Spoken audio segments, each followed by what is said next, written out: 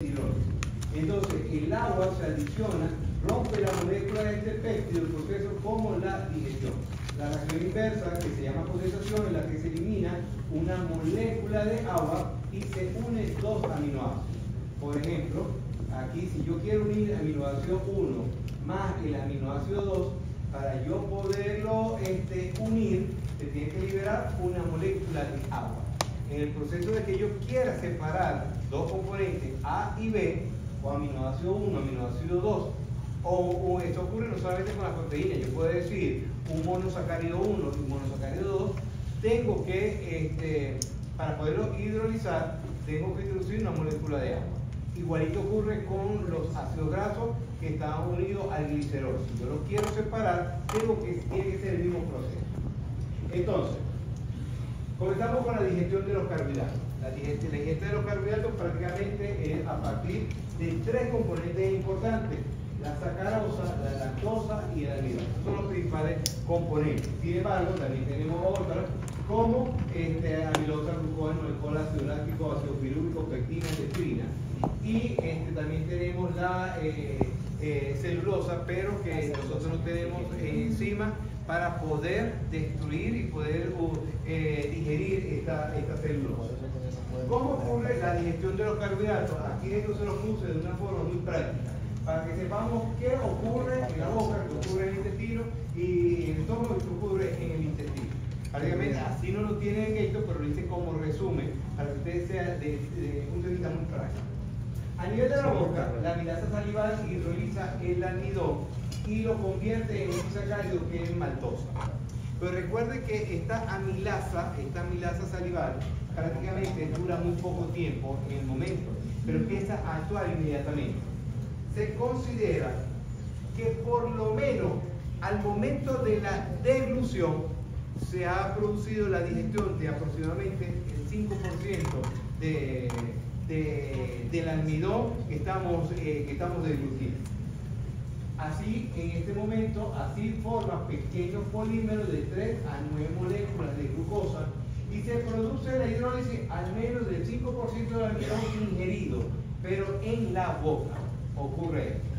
Y les aclaro que el 5% aproximadamente del almidón, porque cuando nosotros deglutimos, y esta deglución va pasando por el esófago, se encuentra solamente con secreción mucosa, llega al estómago, donde no se ha producido ninguna secreción que esté de repente de estímulo para la secreción del ácido clorhídrico, donde todavía en ese momento hay un pH óptimo, todavía la amilasa salival sigue actuando a nivel del estómago, hasta que prácticamente hasta una hora antes de que se consuma, se forme el quimo completo, que se genera un ambiente tan ácido que que ya se inactiva prácticamente este enzima.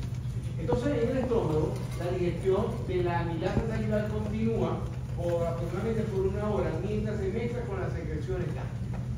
Se produce digestión por la amilasa salival hasta que se bloquea la amilasa salival por las secreciones ácidas que se producen en el estómago, y aproximadamente se produce la hidrólisis de un 30 a un 40% de los carbohidratos.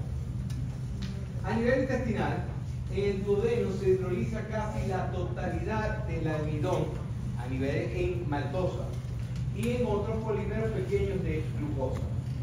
En los enterocitos, pues esto ocurre a nivel intestinal, a nivel intestino ocurre, estoy explicando, lo que ocurre a nivel de la luz, por la acción de la amilasa, de la amilasa pancreática que también hay allí, y también en los enterocitos se libera otra enzima como lactasa, sacarasa, maltasa, dextrinasa, que digieren los disacáridos en sus productos finales, que son los monosacáridos, para poder producir esa posterior absorción.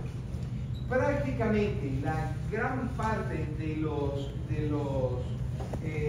carbohidratos que yo voy a absorber, o que absorbemos todos, prácticamente como un 80% es en forma de glucosa.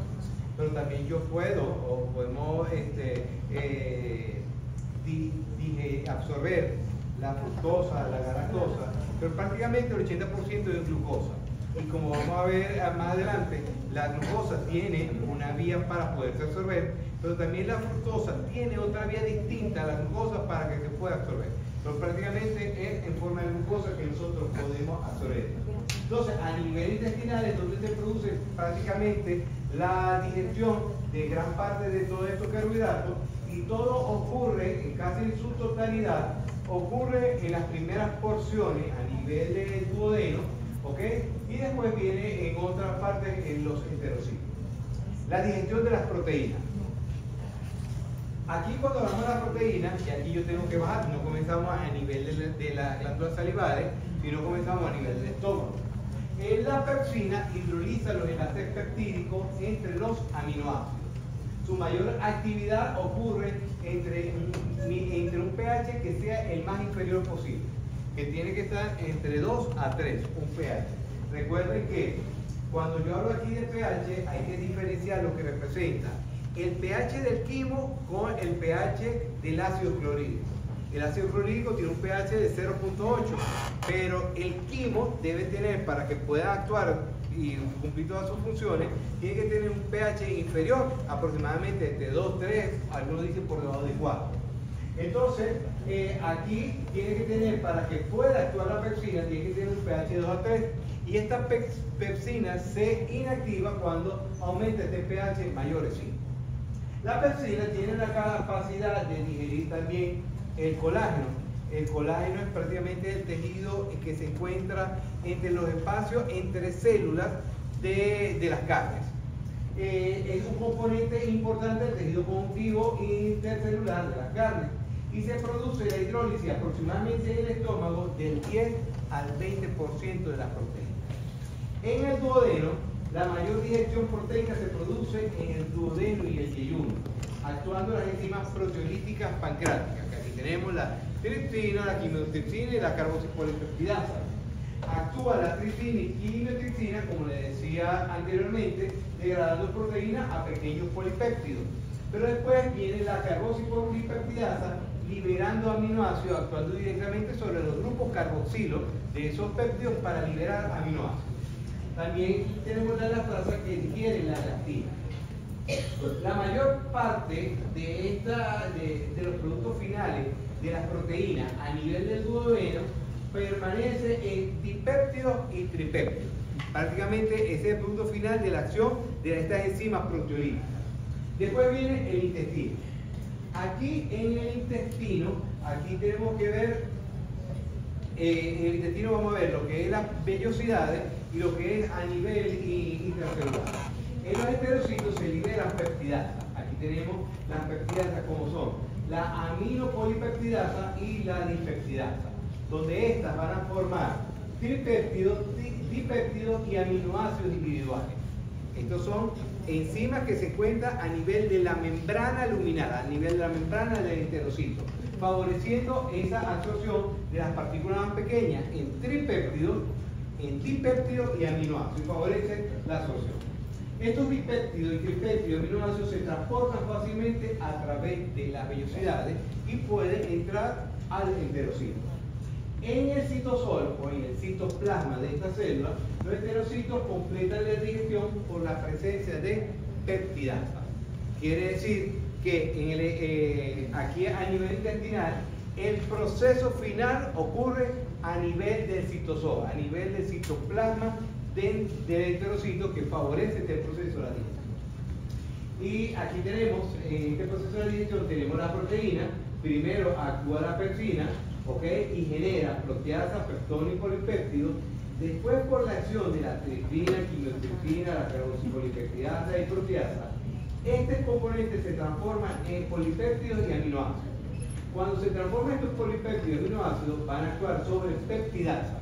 Esas peptidasas son luminales de la membrana y del citosol, y van a transformarlo en aminoácidos para que puedan absorberse completamente. Con respecto a la digestión de las grasas de las dietas, prácticamente la principal grasa de la dieta y la dieta de esta ingesta de grasa animal, son las grasas neutras, como el principal, los triacilglicéridos. También tenemos fosfolípidos, del colesterol y el colesterol, pero el más abundante de todo esto es los triacilglicéridos. Prácticamente, esto solamente nombrarlo porque ya ustedes vienen con conocimiento de de bioquímica, vienen con buenos conocimientos de bioquímica, porque los vi en los diplomas que muchos aquí publicaron y dijeron que los habían eximido, ¿cierto? Lo pusieron en cuadro de honor 2024.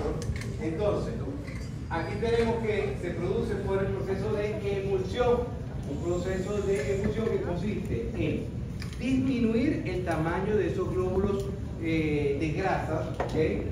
Y permitirlo que pueda actuar la enzima hidrosoluble. Al final de todo este proceso de emulsión de la grasa es transformar las partículas grandes de grasa a las partículas más pequeñas y servir al final como un vehículo de transporte para ofrecérsela a la membrana de esa vellosidad, para decirle, aquí las tienes, ya las puedes absorber. Recuerden que muchas de estas partículas no se pueden transportar en agua. Entonces, por ejemplo, ya cuando se forman las micelas, que son las micelas biliares, trata de englobar a esa grasa que está transportando, que ya está en sus partículas más pequeñas, las fracciones de esas partículas diminutas y esas sales biliares lo engloban completamente, donde las porciones hidrosolubles están en porción más externa y la porción liposoluble está en la porción más interna, porque no se puede transportar de esa manera. Cuando llega a la vellosidad, en ese momento de la vellosidad prácticamente se libera de la micela ese ácido graso y como tiene características por su liposolubilidad, atraviesa fácilmente la membrana y puede ser absorbida. Entonces, aquí tenemos la, primero, emulsión. Necesitamos actuar sobre, ahí entra mucho la secreción biliar, de que favorece la emulsión de las grasas, donde las va a transformar en las partículas más pequeñas, para que después venga la actividad de ciertas enzimas, por ejemplo, la lipasa pancreática, una de las enzimas más importantes para el digestión de los triglicéridos, y al destruirlo, o mejor dicho, transformarlo en sus partículas más pequeñas, en ácido graso y glicerol, son transportados mediante esas micelas biliares para que posteriormente sean ofrecidas a la pared de las vellosidades y puedan ser absorbidas. Esto es el proceso de digestión de las grasas, de los carbohidratos y de las proteínas. Ahora vamos al proceso de absorción.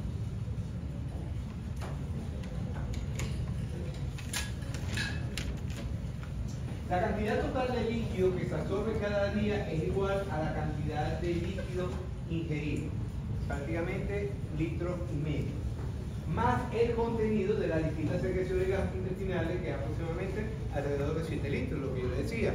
Las secreciones gastrointestinales son 7 litros.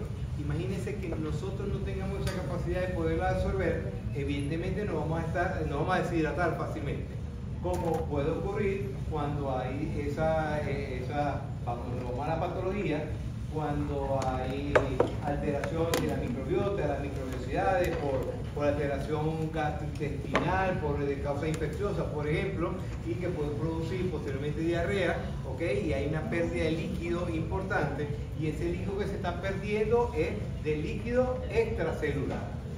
Gran parte se absorbe en el intestino delgado, y solamente 1.5 litros, que era lo que le decía también, prácticamente 1500 cc son los que llegan al colon.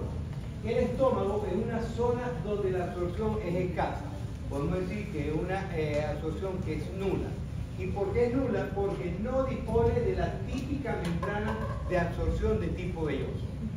Por carecer de esa característica específica de las vellosidades, que es lo que representa, lo más importante de la parte intestinal para que se pueda absorber, por no tener esa característica no se produce esta absorción.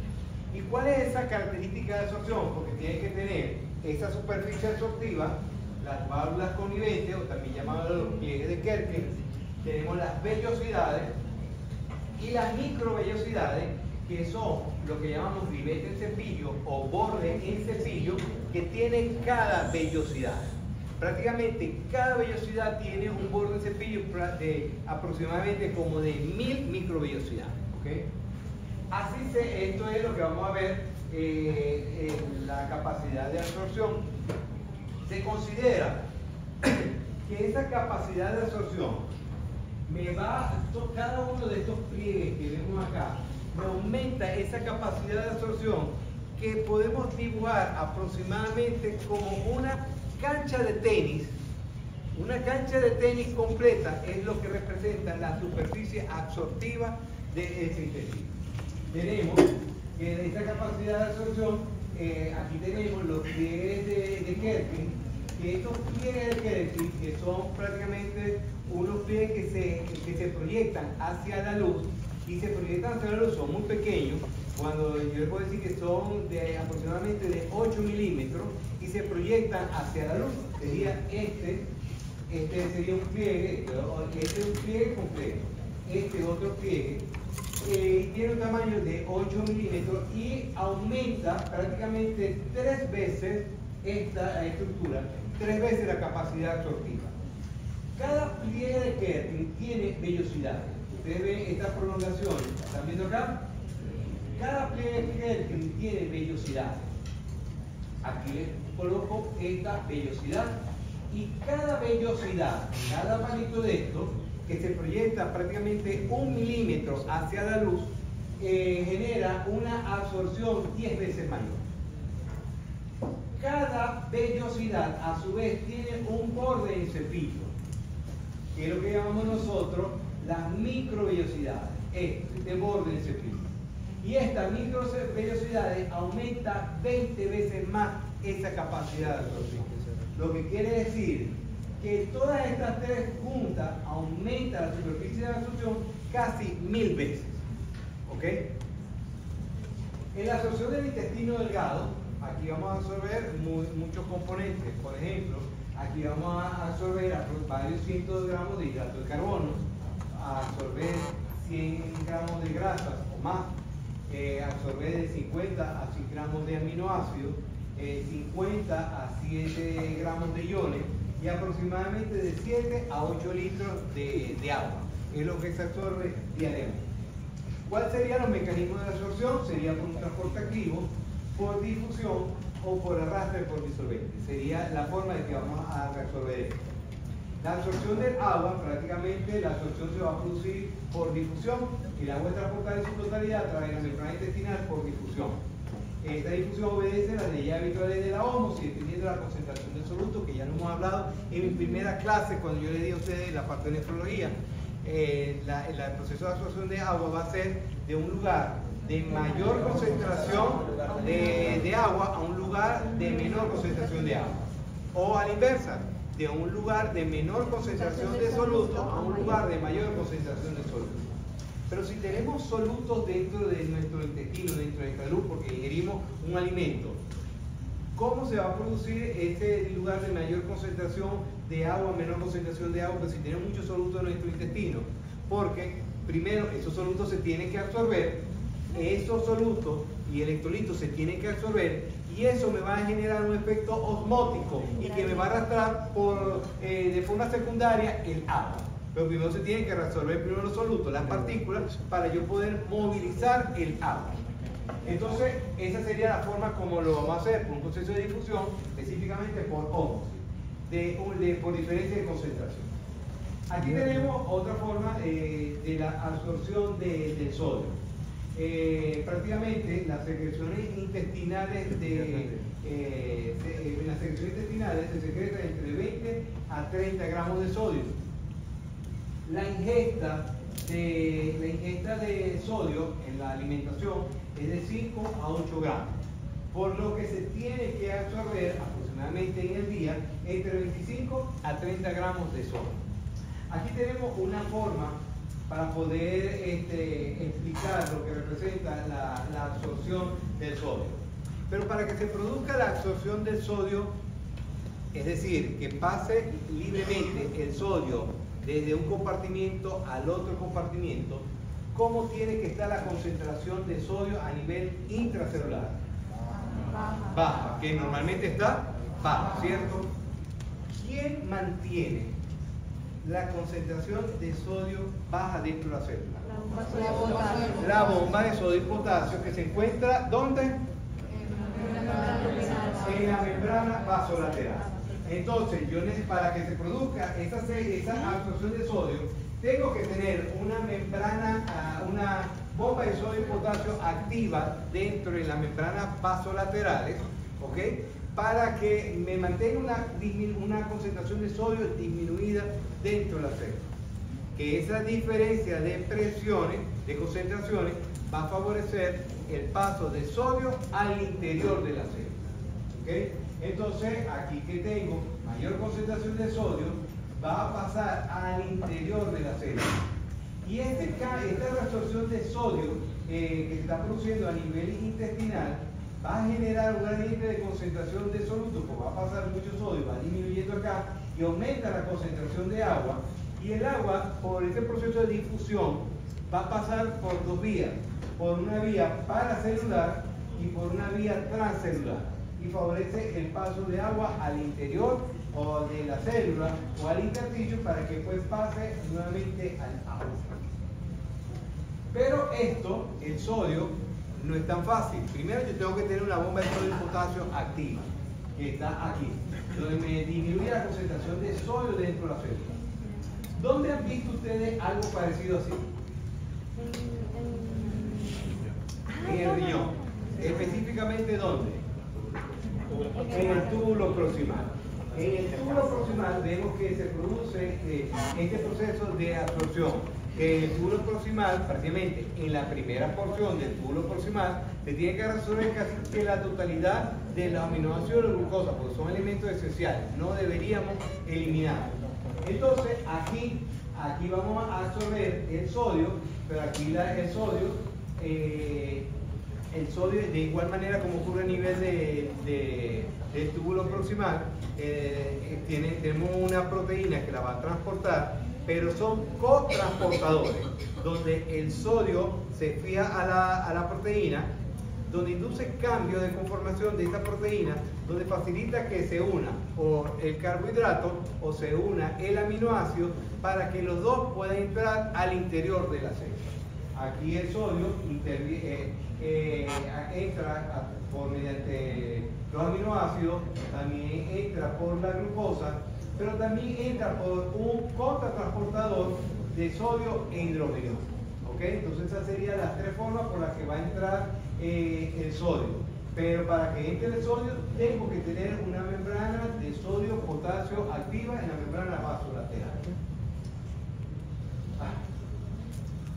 Absorción de iones. Aquí prácticamente el cloro se va a reabsorber, el cloro se reabsorbe por diferencia de carga, ¿okay? Al generarse un ambiente, prácticamente se está reabsorbiendo todo el sodio en este ambiente. Aquí entra el cloro, que el cloro se intercambia con el bicarbonato, sale el bicarbonato, entra el cloro, ¿ok? Y el cloro vuelve a salir al espacio intersticial y a la sangre prácticamente por esa diferencia de carga que hay. Por aquí se está absorbiendo mucha carga positiva. Lo positivo trae lo negativo, permite la entrada de cloro. Hay el potasio e hidrógeno, se produce la excreción por bomba. Aquí participa, igual que ocurre a nivel renal, la aldosterona. Hay participación de la aldosterona tanto a nivel de intestino delgado como a nivel del intestino grueso en la primera porción, que llamaríamos la parte absortiva, donde la aldosterona, al igual que ocurre a nivel renal, va a favorecer la reabsorción de agua, de sodio, de cloro, ¿ok? A nivel como ocurre a nivel renal. Bicarbonato, su absorción depende de la bomba de sodio y hidrógeno, ¿ok? Porque aquí, mire como aquí que el cloro entra y sale el bicarbonato. Pero aquí el sodio entra y sale el hidrógeno. Pero aquí yo estoy explicando únicamente cómo se secreta. Pero yo le estoy diciendo que el bicarbonato se tiene que reabsorber. ¿Cómo se reabsorbe? Porque el hidrógeno que está saliendo por la bomba de sodio y hidrógeno y el bicarbonato que está saliendo por la bomba de bicarbonato y cloro, el bicarbonato se une con el hidrógeno por medio de una anhidrasa carbónica, después se forma ácido carbónico, después se disocia y forma agua y CO2. El agua se reabsorbe por efecto óptico y el CO2 que atraviesa fácilmente las membranas celulares, que pasa a la célula, pasa a la sangre y es eliminado ¿por dónde? Por la respiración. Por la respiración. ¿Okay? También tenemos la participación de la reabsorción del calcio, y que esta reabsorción del calcio depende mucho de la paratormona y de la vitamina D. Que la paratormona activa la vitamina D para que empiece a reabsorber el calcio a nivel intestinal. Y también, dependiendo de las condiciones, de los requerimientos, se reabsorbe hierro, interviene en la formación de la hemoglobina, magnesio, fosfato, por un proceso de absorción activa. En este proceso de absorción de carbohidratos, aquí prácticamente lo que representa la glucosa y la galactosa depende del transporte activo secundario o el cotransporte que expliqué en esta. Por ejemplo, aquí yo coloco glucosa y sodio, que las dos se transportan al interior, pero es la glucosa y la galactosa se puede reabsorber por este mecanismo, ¿okay? Por un transporte activo secundario. Y la fructosa lo hace no dependiendo de este transporte del sodio, sino lo hace por un proceso de difusión facilitada. No necesita un transporte acompañado del sodio. Y favorece la absorción al interior de la célula. Pero hay que estar claro, porque yo les puedo preguntar, ¿cuál es el principal factor para que produzca la absorción de los carbohidratos? ¿Cuál sería? ¿La bomba? Ajá. ¿Qué hace la bomba de sodio y potasio? ¿Un gradiente de qué? De sodio. El gradiente de sodio va a unas concentraciones de sodio y eso, y los aminoácidos se absorben con el sodio. Entonces me favorece la absorción y la glucosa. Bien. Entonces, yo tengo que, para que se produzca la absorción de carbohidratos, primero, como eso depende mucho, la gran mayoría de la glucosa, ¿okay? Que es el principal componente que se tiene que reabsorber por esta vía, se tiene que reabsorber junto con el sodio. Para que se reabsorba el sodio tengo que tener una concentración baja de sodio dentro de la célula. Y para que tengamos esa concentración baja de sodio dentro de la célula necesito una bomba de sodio y potasio activa en la membrana basolateral para que tenga una concentración baja de sodio dentro de la célula y favorezca su reabsorción. Esto es la fructosa, que por su difusión facilitada, y sodio y glucosa que aparecen en la membrana. Esto es el macro de lo que hemos explicado de la absorción de las grasas, donde estos glóbulos de grasa se ponen en contacto con las sales biliares, se produce un proceso de emulsión, se forman las micelas, para que me mire estas micelas, donde estas son las sales biliares y estos son los glóbulos de grasa. Miren cómo las micelas prácticamente rodean estos glóbulos de grasa y favorecen la reabsorción, y aquí actúan las enzimas digestivas de la grasa, y por medio de las micelas lo ofrecen prácticamente a esas microbiosidades y favorecen de esa manera la absorción. Aquí se salen de las micelas y los triglicéridos y los ácidos grasos entran al interior de la célula y se unen con la proteína, diversas proteínas, y pueden formar kilomicrones, por ejemplo. Y estas micelas pueden ser reutilizadas para seguir absorbiendo mayor cantidad de grasa. Para la absorción de proteína, la absorción de proteína, de igual manera yo necesito tener una bomba de sodio y potasio activa, porque para absorber las proteínas, los aminoácidos, necesito tener el cotransporte de sodio y aminoácidos. Y para que se produzca ese cotransporte de sodio y aminoácidos, se tiene una concentración baja de sodio dentro de la célula. Y eso lo da únicamente la bomba de sodio y potasio ATPase. Aquí tenemos dos tipos de enzimas, ¿okay? Aquí tenemos enzimas que vamos a encontrar aquí, las peptidasas de membrana, ¿okay? Las peptidasas de membrana que transforman en péptidos y en aminoácidos. Los péptidos atraviesan fácilmente, ¿okay?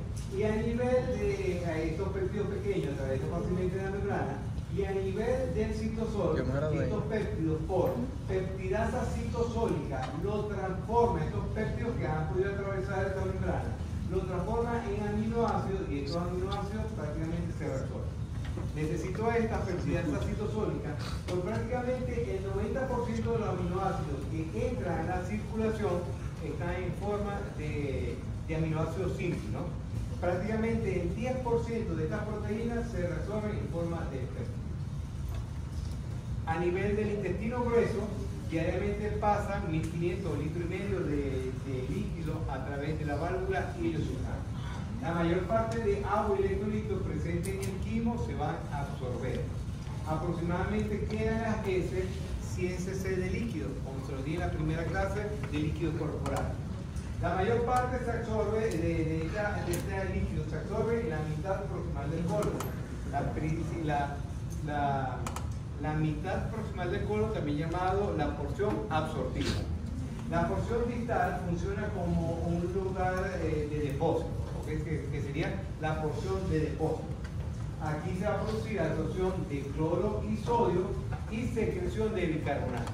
Y secreción de bicarbonato porque, como les dije en la clase pasada, pero de ahorita, ahí se va a producir moco, las secreciones de colon se produce moco y se producen ciertas secreciones para tratar de inactivar el efecto ácido que está produciendo por la acción bacteriana.